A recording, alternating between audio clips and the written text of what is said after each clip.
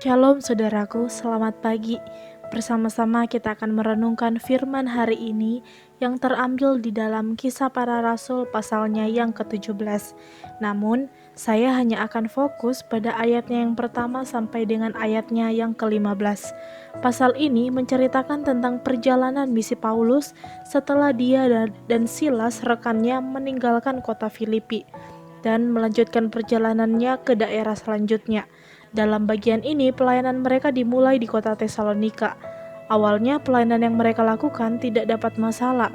Banyak orang yang menjadi percaya, bahkan orang-orang yang terkemuka di kota itu pun berhasil dimenangkan dan menjadi pengikut Kristus. Akan tetapi, tentu saja kita tahu bahwa pemberitaan firman Tuhan bukanlah suatu perjalanan yang mudah untuk ditempuh. Akan ada saja masalah yang akan kita hadapi. Dan benar saja, setelah beberapa lama Paulus dan Silas ada di Tesalonika, mereka mendapat masalah di sana.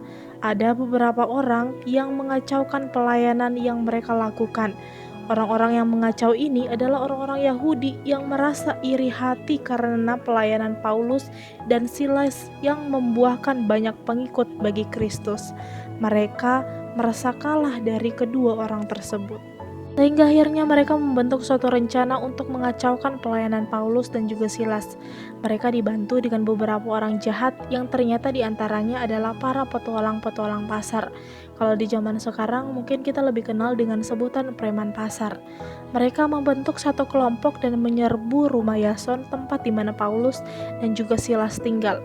Tetapi ternyata Paulus dan Silas telah melarikan diri dengan bantuan Yason dan juga orang-orang yang sudah percaya pada saat itu. Paulus dan juga Silas diminta untuk meninggalkan Tesalonika dan melarikan diri ke Berea. Sesampainya di Berea, mereka bertemu dengan orang-orang Yahudi yang baik hati.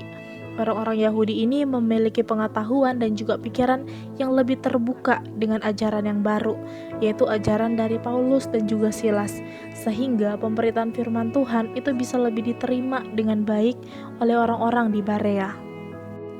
Tetapi ternyata apa yang dilakukan oleh Paulus dan juga Silas itu terdengar oleh orang-orang Yahudi yang ada di Tesalonika. Akhirnya orang-orang Yahudi yang iri hati ini yang berada di Tesalonika, mereka pergi ke Berea dan mengacau di sana. Mereka menghasut orang-orang yang ada di Berea, menghasut orang-orang percaya yang ada di sana untuk tidak mempercayai ajaran Paulus dan juga Silas. Namun pada akhirnya usaha mengacau ini tidak berhasil. Roh Kudus Tuhan tetap memelihara kebenaran dan Injil itu di hati setiap jemaat yang ada di Berea. Jemaat yang sudah menjadi percaya itu mampu mempertahankan kebenaran yang ada di tengah-tengah komunitas mereka. Saudaraku, dalam perjalanan kita mengikut Tuhan, entah kita sebagai pemberita Injil atau kita sebagai jemaat di dalam satu komunitas, akan ada orang-orang yang jahat yang hendak mengacaukan pelayanan kita, menghancurkan persekutuan di antara jemaat Tuhan. Tetapi melalui firman Tuhan hari ini, kita mau belajar bahwa sekalipun ada orang-orang jahat yang mengganggu pelayanan dan juga komunitas persekutuan kita, tetapi iman kita kepada Tuhan tidak boleh goyah. Kebenaran yang sudah ditanam di hati kita, yang sudah ditabur di dalam pelayanan dan juga di dalam komunitas persekutuan kita, harus dipertahankan dan diperjuangkan.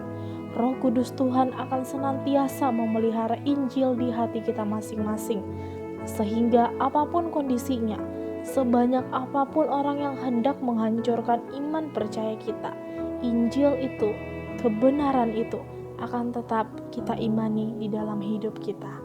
Amin.